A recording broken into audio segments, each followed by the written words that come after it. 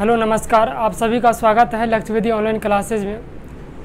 आपके लिए जो है हिंदी का क्लास लेकर आए हैं, लेक्चर नंबर 2, जिसमें हम लोग पिछले क्लास में पढ़ रहे थे, कुछ विषय वस्तु के बारे में पढ़ रहे हैं कि हिंदी व्याकरण में हमें क्या सब पढ़ना था, है ना। तो पहला जो टॉपिक हम लोग पढ़ रहे हैं वर्ण क्या होता है, उसके बारे में पढ़ रहे हैं पिछले क्लास में। वर्ण के जो है परिभाषा पढ़े और जो है वर्णमाला क्या होता है उसके बारे में पढ़े, और जो है अक्षर क्या होता है, इसके साथ जो है मात्रा और वर्ण विच्छेद क्या होता है, ये सभी जो है पिछले क्लास में पढ़े। आज हम लोग पढ़ेंगे कि वर्ण के जो है 2 भेद होते हैं, भेद के बारे में पढ़ेंगे। क्या पढ़ेंगे? वर्ण के कितने भेद होते हैं, इसके बारे में आज हम लोग पढ़ेंगे।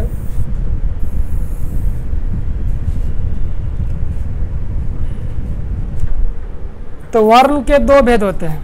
कितने भेद होते हैं? वर्ण के 2 भेद होते हैं। वर्ण के 2 भेद होते हैं।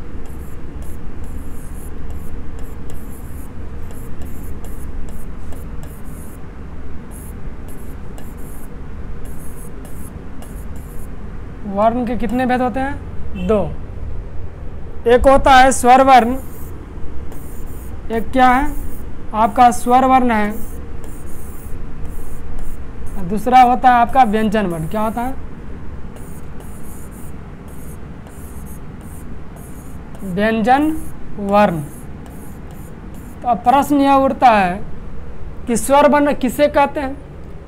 तो स्वर वर्ण जो है उस वर्ण को कहते हैं जिसका उच्चारण जो है किसी अन्य वर्ण की सहायता से न हो सके। मतलब स्वर वर्ण के उच्चारण में दूसरे वर्ण की ध्वनि की जरूरत नहीं पड़ता, ठीक है। उसको क्या कहेंगे? स्वर वर्ण। मतलब ये जो ऐसा वर्ण है इसको दूसरे की मदद की जरूरत नहीं पड़ता इसके उच्चारण में। तो आइए इसको पढ़ते हैं कि स्वर वर्ण जो है इसकी परिभाषा को समझते हैं। स्वर वर्ण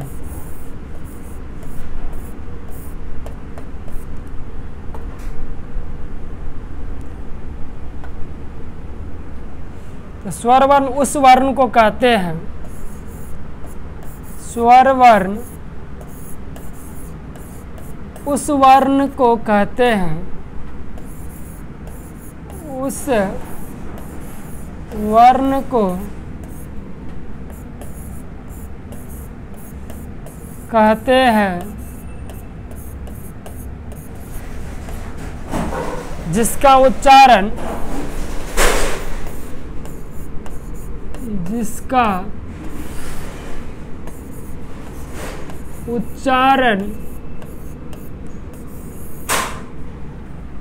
किसी अन्य वर्ण की सहायता से न हो सके।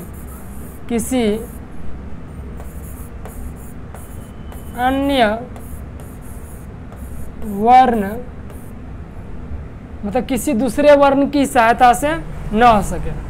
अन्य वर्ण की सहायता से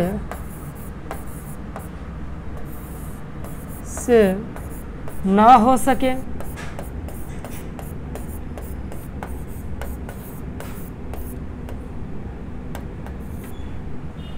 स्वर वर्ण उस वर्ण को कहते हैं जिसका उच्चारण किसी अन्य वर्ण की सहायता से न हो सके। कहने का मतलब ये हुआ कि ये जो है इस वर्ण के उच्चारण में जो है किसी भी दूसरे वर्ण की सहायता की जरूरत नहीं पड़ती। मतलब दूसरे ध्वनि की जरूरत नहीं पड़ता। दूसरे ध्वनि की जरूरत नहीं पड़ता। वर्ण क्या होता है? एक ध्वनि है और वो जो है भाषा की क्या है? सबसे छोटी है। तो स्वर वर्ण उस वर्ण को कहते हैं जिसका उच्चारण किसी अन्य वर्ण की या दूसरे वर्ण की सहायता की जरूरत न पड़ता हो।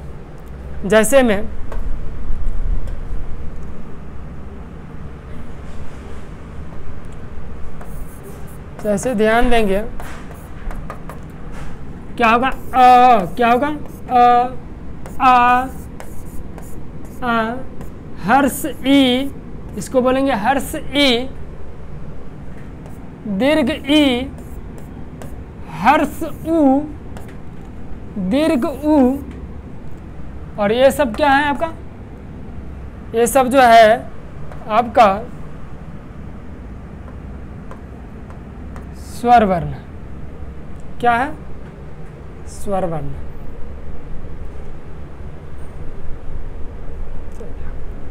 अब जो है स्वर वर्ण की भी भेद पढ़ेंगे, इसकी संख्या कितने हैं तो इसके बारे में भी पढ़ेंगे। तो स्वर वर्ण के जो है कितने भेद होते हैं पहले इसको पढ़ लेते हैं, तब आएंगे व्यंजन वर्ण के बारे में, ठीक है। तो स्वर वर्ण का जो है तब तक आप लोग जो है इसको नोट कीजिए।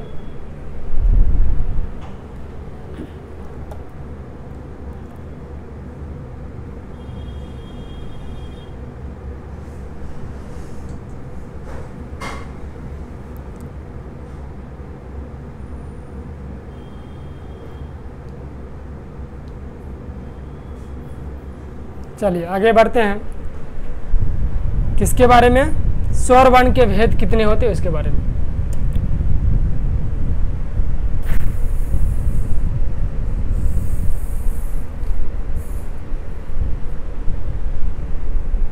चलिए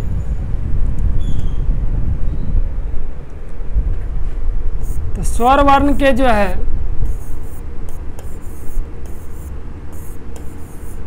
वर्ण के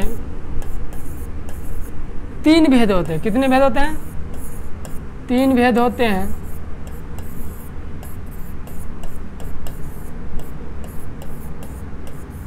स्वर वर्ण के कितने भेद होते हैं, 3 भेद होते हैं। स्वर वर्ण के कितने भेद होते हैं,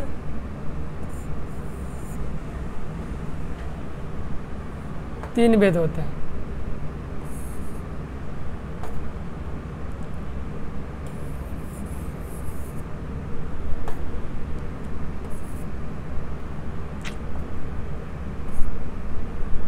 स्वर वर्ण के 3 भेद होते हैं। कौन कौन होता है, एक होता है हर्ष स्वर,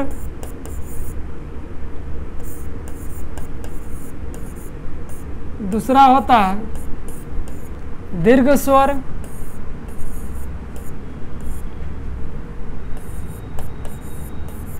और तीसरा होता है आपका प्लूट स्वर। क्या होता है, प्लूट स्वर।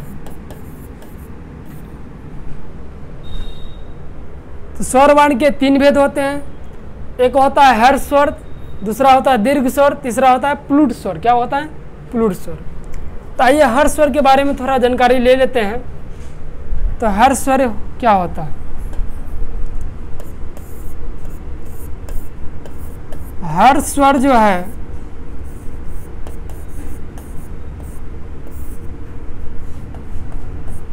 जिसके उच्चारण में जो है एक मात्रा की ध्वनि लगता है या अल्प मात्रा की ध्वनि लगता है उसको क्या कहते हैं, हर्ष स्वर। जिसका उच्चारण जिसका उच्चारण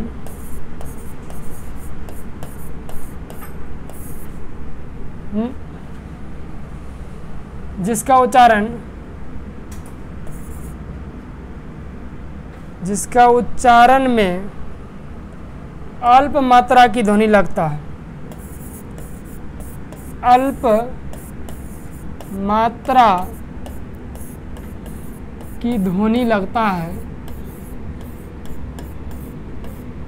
जिसका उच्चारण में जिस स्वर का उच्चारण में अल्प मात्रा की ध्वनि लगता है, ठीक है।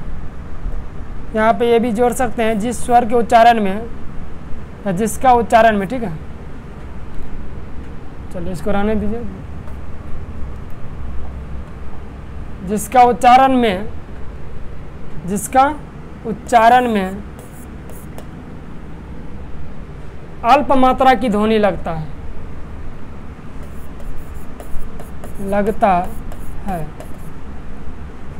वो क्या कहलाएगा, हर्ष स्वर कहलाएगा। क्या कहलाएगा, जैसे में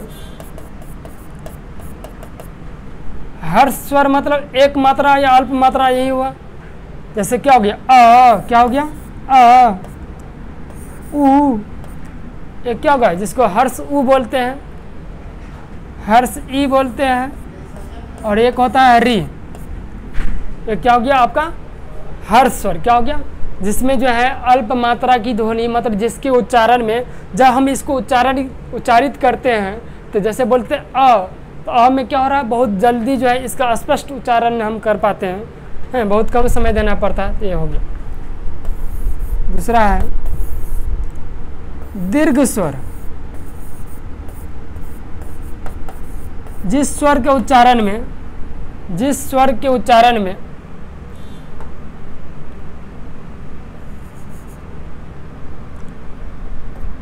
जिस स्वर के उच्चारण में, स्वर के उच्चारण में अल्प मात्रा की ध्वनि लगता है उसे क्या कहते हैं? हर्ष स्वर।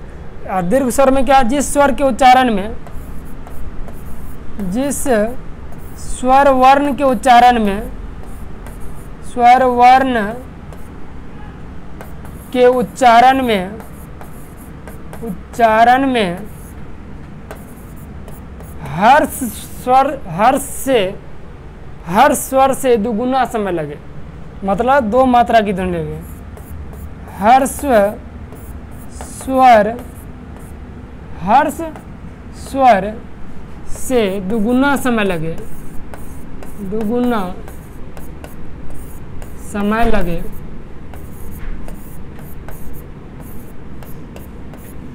जिस स्वर वर्ण के उच्चारण में,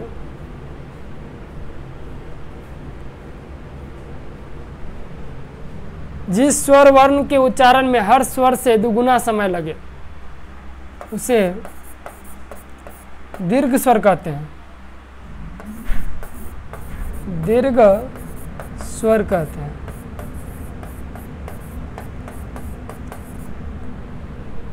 मतलब ये एक लाइन में इसका ध्यान दीजिएगा कि एक मात्रा की ध्वनि लगे, क्या लगे? इसको एक लाइन में याद रखिएगा, एक मात्रा की ध्वनि लगे तो क्या कहलाएगा? हर स्वर। 2 मात्रा की ध्वनि लगे तो क्या कहलाएगा? दीर्घ स्वर। एक मात्रा की ध्वनि किस, इसके उच्चारण में क्या लगेगा? एक मात्रा की ध्वनि लगेगा, एक मात्रा की मात्र ध्वनि आपको लगेगा इस हर स्वर के उच्चारण में। उतना परिभाषा याद करने की जरूरत नहीं है, ठीक है। इसके उच्चारण में जो आपका 2 मात्रा की ध्वनि लगा या हर से दुगुना समय लगेगा, 2 मात्रा की ध्वनि बोलिए, या ये भी बोल सकते हैं कि इससे दुगुना समय इसमें लगेगा, ठीक है। उसको क्या कहेंगे? दीर्घ स्वर। हर स्वर की संख्या जो है 4 होते हैं। कितने होते हैं? 4 होते हैं। हर स्वर की संख्या कितने होते हैं? 4 होते हैं। और दीर्घ स्वर की संख्या जो है 7 होते हैं। जैसे मैं यहाँ पर ध्यान दीजिए, जैसे हो गया आ, तो ध्यान दीजिए अ के तुलना में आ में दुगुना समय देना पड़ रहा है। जैसे अ को उच्चारण आप कीजिए और आ के कीजिए, दोनों में बहुत अंतर दिखेगा। जैसे अ बोल रहे हैं वही बोलेंगे आ, तो क्या हो रहा है? समय देना पड़ रहा है इसके तुलना में ज़्यादा। दीर्घ उ, दीर्घ ई, ए, ऐ, ओ, औ, और इसकी संख्या जो है आपका 7 होते हैं। तो आपको पता चल ही गया होगा कि स्वर वर्ण की संख्या कितने होते हैं? 11। मूल रूप से कितने होते हैं? 11, ठीक है।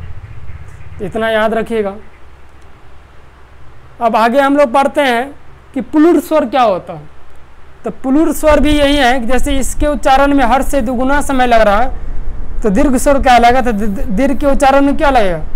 प्लूर स्वर में दीर्घ से दुगुना समय लगेगा, तो क्या कहलाएगा? प्लूर स्वर। क्या कहलाएगा? प्लूर स्वर। और प्लूर स्वर को एक और नाम दिया जाता है, एक और चीज़ बोला जाता है जिसको कहते हैं, प्लूर स्वर को जो है संबोधन कारक भी कहते हैं। क्या कहते हैं? संबोधन कारक। आप लोग जो है जब कारक वहाँ पर आएंगे तो वहाँ पर समझिएगा संबोधन कारक क्या होता है। अभी इतना समझ लीजिए कि पुकारने या चिल्लाने का जो बोध होता है उसको क्या कहते हैं? संबोधन कारक, मतलब संबोधित कारक कहते हैं। हे राम, हे प्रभु, है ना। तो ये क्या हो गया आपका? संबोधन कारक, ठीक। चलिए आगे बढ़ते हैं, इसको आप लोग जो है नोट कीजिए।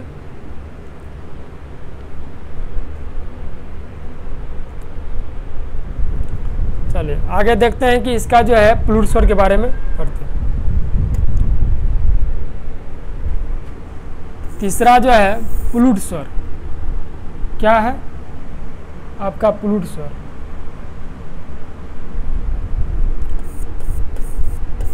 प्लूर स्वर क्या होता है?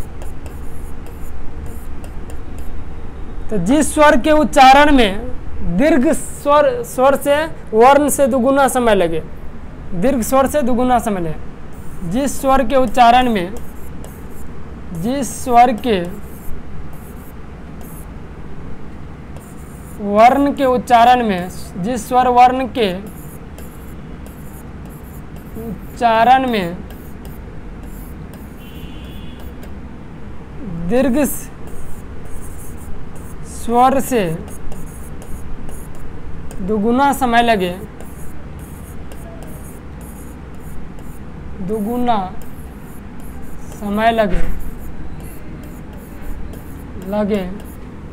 उसे क्या कहते हैं? प्लूट स्वर कहते हैं, प्लूट स्वर कहते हैं। मतलब दीर्घ से कितना गुना लगेगा? दुगुना। जैसे में, और एक चीज़ और ध्यान दीजिएगा, पहले इसे संबोधन कारक भी कहते हैं। एक चीज़ ध्यान दीजिएगा, इसे संबोधन कारक भी कहते हैं। क्या कहते हैं?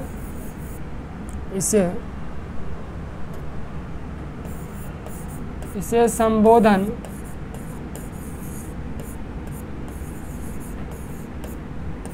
कारक भी कहते हैं, कारक भी कहते हैं।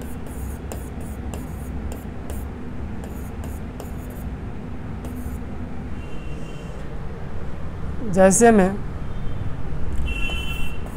हे राम, तो क्या हो रहा है कि दीर्घ से जो है दुगुना समय देना पड़ रहा। अरे, ओह, छी, ये क्या हो गया? ये जो है आपका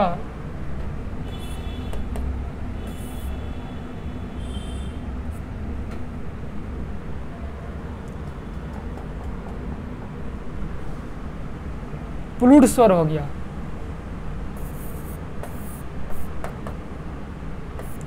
ठीक है, ये क्या हो गया आपका? प्लूट स्वर। तो अब आते हैं व्यंजन वर्ण पर। व्यंजन वर्ण किसे कहते हैं? तो एक चीज और ध्यान दीजिएगा, ध्यान दे प्यारे बच्चों, कि बिना स्वर वर्ण को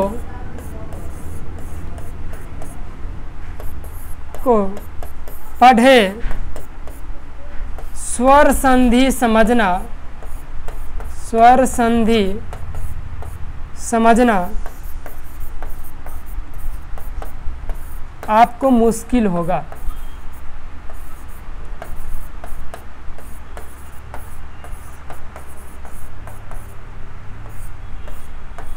ठीक है, ये बात भी आप लोग याद रखिएगा। बहुत सारे बच्चे जो है ये वर्ण पढ़ने से जो है कतराते रहते हैं, तो ये भी ध्यान दिए, जब तक आप वर्ण नहीं पढ़िएगा, और ये भी ध्यान दिए स्वर वर्ण पढ़िएगा तो आपको स्वर संधि समझ में आएगा, नहीं पढ़िएगा तो वहाँ दिक्कत का सामना करना पड़ेगा। ठीक है, आप लोग इसको नोट कीजिए, आगे पढ़ेंगे व्यंजन वर्ण।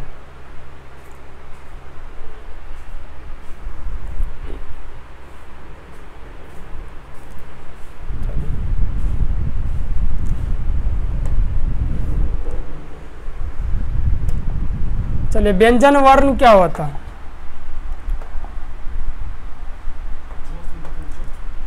व्यंजन वर्ण जो है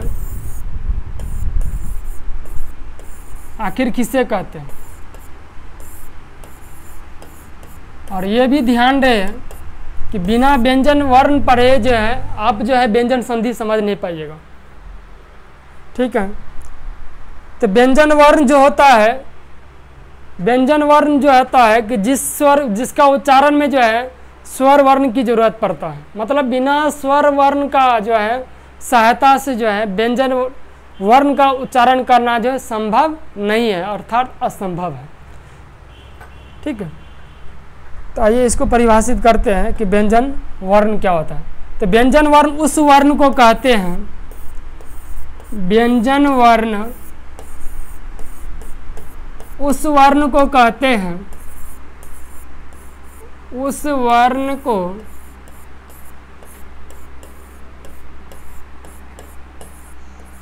कहते हैं जिसका उच्चारण जिसका उच्चारण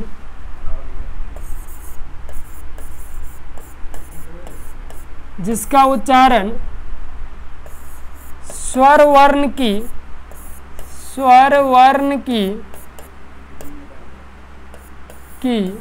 सहायता से हो सके, हो सके।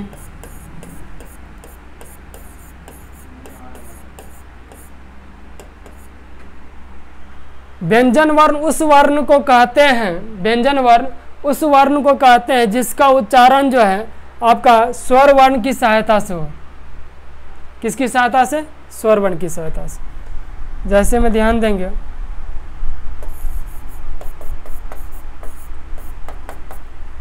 जैसे में क्या हो गया, क, च, प, य, र, ये सब क्या है आपका व्यंजन वर्ण है, जिसका उच्चारण में आपको जो है अवर्ण की स्वर की ध्वनि सुनाई दे रहा है।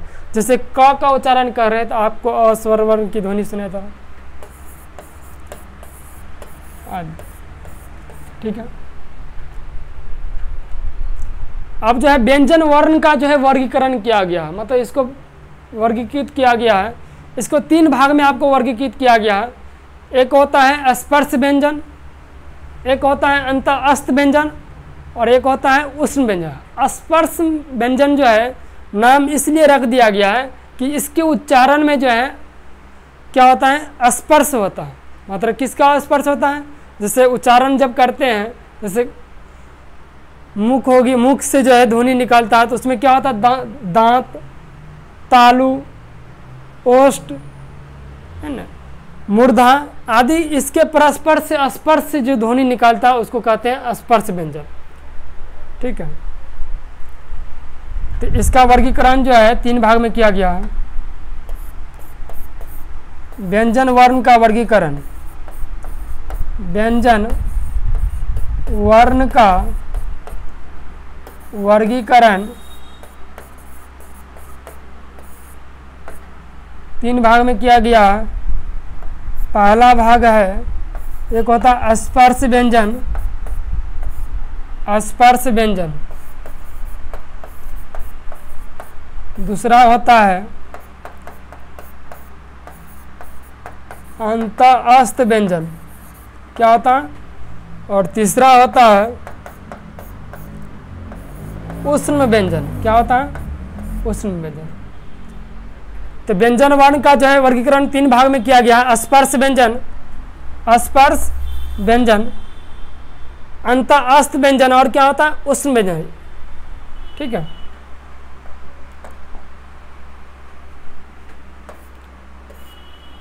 उष्ण व्यंजन होता है। चलिए इसको आप जो है आगे बढ़ते हैं, स्पर्श व्यंजन के बारे में पढ़ते हैं कि स्पर्श व्यंजन होता क्या है। तब तक आप लोग जो है नोट इसको कीजिए।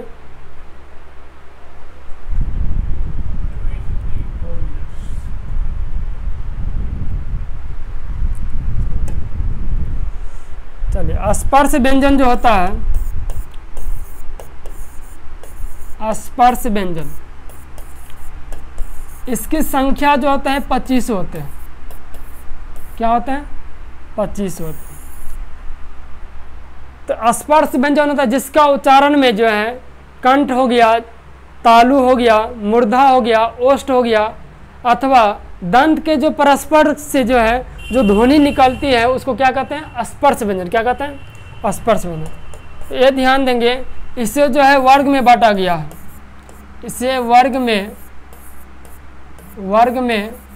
बांटा गया है। किसमें बांटा गया?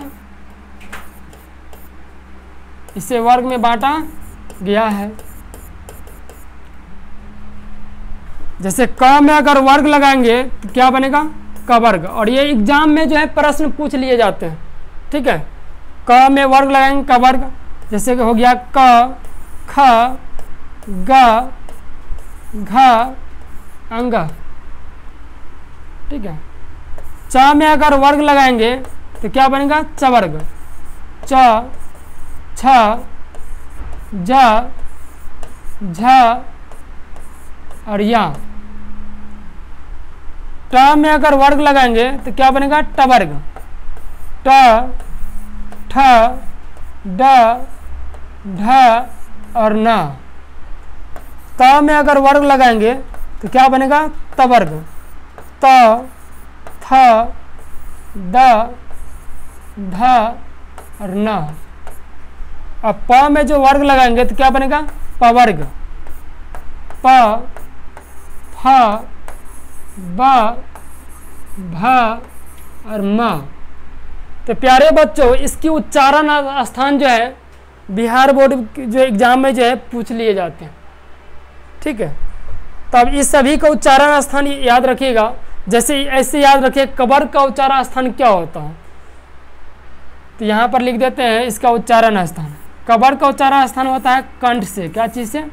आपका कंठ से होता है। एग्जाम में प्रश्न पूछेंगे कि ख का उच्चारण स्थान निम्नलिखित में क्या होता है।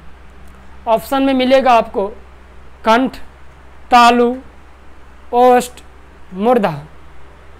तो एक ये याद रखिएगा, कवर्ग जो है किसका उच्चारण स्थान होता है? कंठ से। कवर का क्या चीज़ से होता है? कंठ से। इसका मतलब कवर का कंठ से हो रहा था, ख का भी क्या चीज़ से होगा? कंठ से ही होगा। चबर का होता है तालु से। क्या चीज़ से होता है? तालु से। टबर का होता है मूर्धा से। क्या चीज़ से? मूर्धा से। तवर का होता है दंत से। क्या चीज़ से? इसका उच्चारण स्थान होता है दंत से। क्या चीज़ से? दंत से। अब पवर का उच्चारण स्थान होता है ओष्ठ से। क्या चीज़ से? ओष्ठ से। ठीक है, और साथ में ये भी ध्यान देंगे, ये जो है वर्ग का जो है पहला अक्षर है। क्या है? पहला अक्षर है। और पूछ लिया जाए कि वर्ग के पहला अक्षर क्या होता है, क्या क्या होता है? क, च, ट, त, प। ठीक है ना। और ये वर्ग का जो है दूसरा अक्षर है। क्या है? आपका दूसरा अक्षर है। और ये वर्ग का आपका क्या है? ये तीसरा अक्षर है। और ये वर्ग का क्या है? आपका चौथा अक्षर है। और ये वर्ग का आपका क्या है? पांचवा अक्षर है। ठीक है, तो ये भी ध्यान देंगे कि पांचवा अक्षर को जो है अनुनासिक भी कहते हैं। क्या कहते हैं? इसको याद रखिएगा, पांचवा अक्षर को जो है अनुनासिक भी कहते हैं। क्या कहते हैं? अनुनासिक।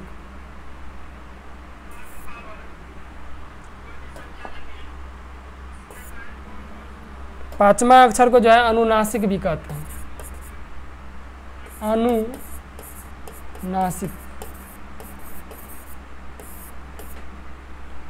नासिक व्यंजन है ना, नासिक व्यंजन भी कहते हैं।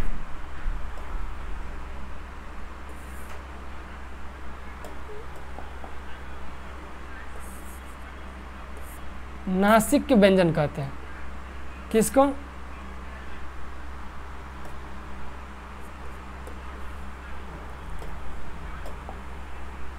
इसको जो है नासिक व्यंजन भी कहते हैं। इसको यहाँ लिख देते हैं। इसे वर्ग में बांटा गया है। किसको? स्पर्श व्यंजन को। ठीक है, यहाँ पे लिख दिया। तो ये जो है बहुत ज़रूरी बात है। और ये जो है 3 से 4 अंक पूछ देते हैं। कम से कम 2 अंक तो पूछते ही हैं, ये ध्यान दीजिएगा। इससे जो है 2 अंक के प्रश्न पूछे ही जाते हैं। कहाँ तक? 4 अंक तक भी पूछ देते हैं। तो इसलिए हिंदी से जो है, चाहे कोई भी बच्चा जो है हिंदी जो है पढ़ रहे हैं या नॉन हिंदी पढ़ रहे हैं, दोनों के लिए बोल रहे हैं। नॉन हिंदी दोनों बच्चों के लिए बोल रहे हैं। हिंदी विषय हो चाहे नॉन हिंदी, दोनों में जो है इससे प्रश्न पूछ लिए जाते हैं। ठीक है, तो कबर का उच्चारण स्थान क्या होता है? कंठ से। क्या चीज़ से होता है? कंठ से। चबर का उच्चारण स्थान क्या होता है? तालु से। टबर का उच्चारण स्थान क्या होता है? मूर्धा से। तवर का उच्चारण स्थान क्या होता है? दंत से। और पवर का उच्चारण स्थान क्या होता है? ओष्ठ से। क्या चीज़ से होता है? ओष्ठ से। तो इतना आप लोग जो है याद रखिएगा। बाकी अगले क्लास में हम मिलेंगे और कुछ आपको जो है होमवर्क जो है दे देते हैं, ताकि आप जो है रूम पे जो है प्रश्नों का अभ्यास कीजिएगा जो अभी तक पढ़े हैं, इसको तो नोट कीजिए पहले। बाकी पढ़ाई कीजिए, मस्ती भरा पढ़ाई कीजिए, कोई प्रेशर नहीं लीजिए, मुस्कुराते हुए अपना पढ़ाई पर ध्यान दीजिए, है ना। सभी विषय को जो है विशेष रूप से ध्यान दीजिए, मेहनत कीजिए।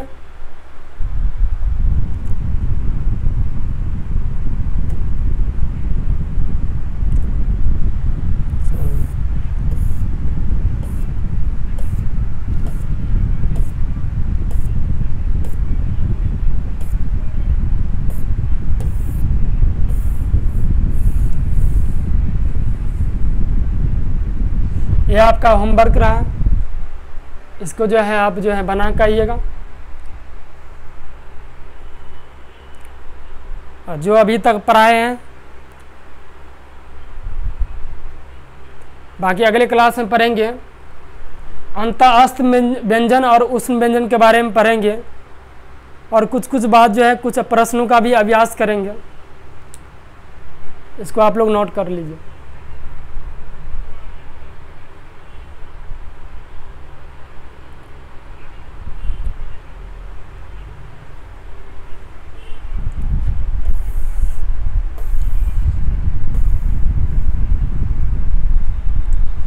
ठीक है, अगले क्लास में मिलते हैं। तब तक आप लोग जो है हंसते रहें, मुस्कुराते रहें, मन से पढ़ाई करते रहें। बहुत बहुत धन्यवाद।